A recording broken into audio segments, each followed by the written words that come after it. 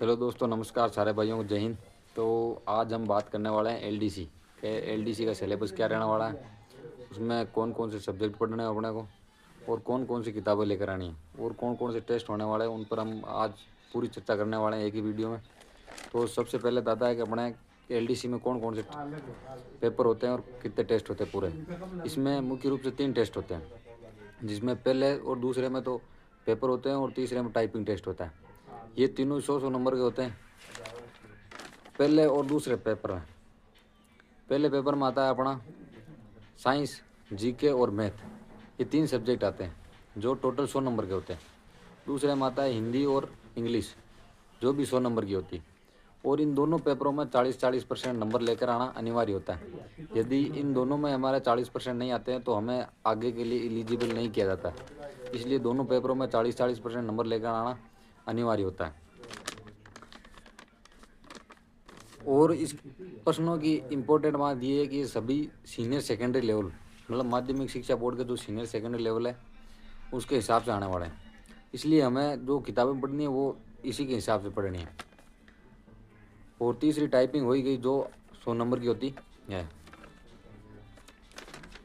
अब अपने सब्जेक्ट क्या क्या हो गए, जैसे पहले पेपर में हो गए अपने राजस्थान की हिस्ट्री, कल्चर और ज्योग्राफी, ये तीनों आने वाली है। और साइंस और मैथ, ये तीनों क्या करने 50-50 नंबर के आने वाले हैं। राजस्थान जीके में हिस्ट्री, कल्चर और ज्योग्राफी, और साइंस और मैथ, ये तीनों 50-50 नंबर के आने वाले हैं। और टोटल 100 नंबर की क्वेश्चन आएंगे ये। अब अपन बात करने वाले हैं आज की ये जो सिलेबस है उनके लिए जो बेस्ट बुक्स हैं वो कौन कौन सी। तो सबसे पहला आता है अपना राजस्थान हिस्ट्री, कल्चर और ज्योग्राफी। इनके लिए क्या है कि जो अभी किताबें चल रही है वो सभी बेस्ट है, क्योंकि आप यदि किसी टीचर से पढ़ते हो वो भी बेस्ट है, और यदि किसी किताब से पढ़ते हो वो भी बेस्ट है। क्योंकि टीचर से पढ़ते हो तो टीचर हमेशा अपना जो 100% है वही देता है। इसलिए आप सभी को किसी भी टीचर से पढ़ो, क्योंकि ज़्यादा से ज़्यादा क्या होगा, राजस्थान जी के बहुत सारा है, इसलिए आप कहीं से भी पढ़ो लगभग एक ही जैसा मिलेगा आपको। कोई एक दो चीज़ ऊपर नीचे हो जाएगी, बाकी सब वहीं से मिलेगी, एक दो ही। इसलिए आप किसी से पढ़ लो। और यदि जैसे गणपत सर वाली हो गई, ये नाथ पब्लिकेशन, पवन भौरिया वाली, और यदि ज़्यादा ऑथेंटिक किताबें पढ़नी है आपको तो वो हिंदी ग्रंथ अकादमी वाली लेकर आ जाओ आप, वो सबसे बढ़िया ही है। इसलिए आप कोई सी भी किताब लेकर आके पढ़ सकते हो। अब आता है अपना अगला, अब अपनी आती है साइंस। साइंस में क्या करना अपने को, यदि आपके पास मिल जाए तो जो 9th-10th की माध्यमिक शिक्षा की बोर्ड की किताबें चलती थी वो आपको कहीं से जुगाड़ हो जाए तो वो ले आना। वो अभी तो एनसीईआरटी की चलती है, पहले के टाइम में चलती थी 2017-18 के करीब से, उस टाइम पे तो उस टाइम चलती थी वो किताबें, कहीं से मिल जाए तो वो लेके आ जाना। उसमें क्या है कि आपके जो पेपर में वो भी उस हिसाब से माध्यमिक शिक्षा बोर्ड के इस तरह का पूछ रखा है, तो आपको भी उस हिसाब से पढ़ना है। और यदि वो कहीं से नहीं जुगाड़ हो पाती है तो आप दिशा की वो गाइड आती है साइंस की, वो ले आना। उसमें प्रैक्टिस के लिए क्वेश्चन दे रखे हैं और उनके नीचे उनकी व्याख्या भी कर रखी है। और वो 9th-10th वाले तो शायद तो होता है, तो मैं कहीं से डाल दूंगा या पीडीएफ बनाकर टेलीग्राम चैनल पर, वहाँ जाके देख लेना। और अब आगे आता है अपना गणित। गणित के लिए वही है जो माध्यमिक शिक्षा बोर्ड की 9th और 10th की मैथ्स की बुक आती है वो लेके आ जाना आप। और यदि ये कहीं से नहीं होती है तो मथुरिया, या और यदि इससे भी एडवांस पढ़ना है तो आर एस अग्रवाल वाली, उन दोनों में से आप कोई सी भी किताब लेके आके बढ़िया ढंग से उनकी प्रैक्टिस कर लेना।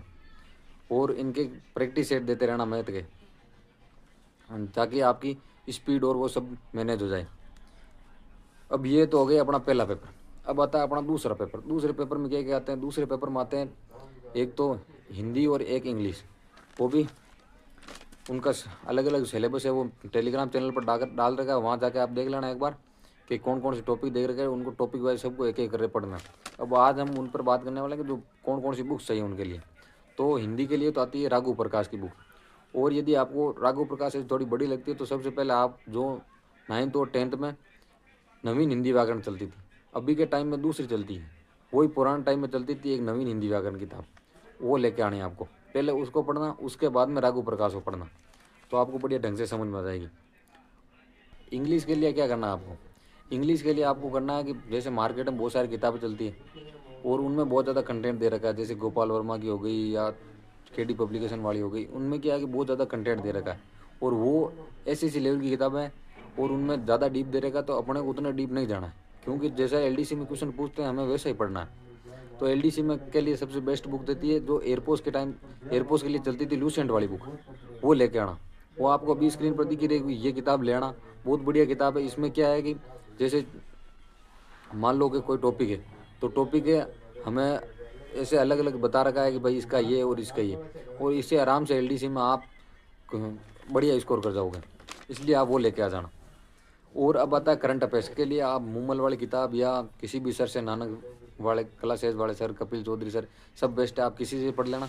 और वो अभी पढ़ने की जरूरत नहीं है, आप एग्ज़ाम के टाइम पर पढ़ लेना उसको। इसलिए अब आगे बात आती है कि अपनी पेपर ऑनलाइन है ऑफलाइन। पेपर होने वाला ऑफलाइन ओमार शीट पर, और बाद में होगी आपकी टाइपिंग 100 नंबर की। इसलिए बढ़िया ढंग से मेहनत करना, तैयारी करना, ताकि इस बार एलडीसी में आपको सिलेक्शन हो जाए। और आपको और भी कोई जानकारी चाहिए तो कमेंट बॉक्स में कमेंट कर देना, और चैनल पर नए हो तो सब्सक्राइब कर देना। सभी को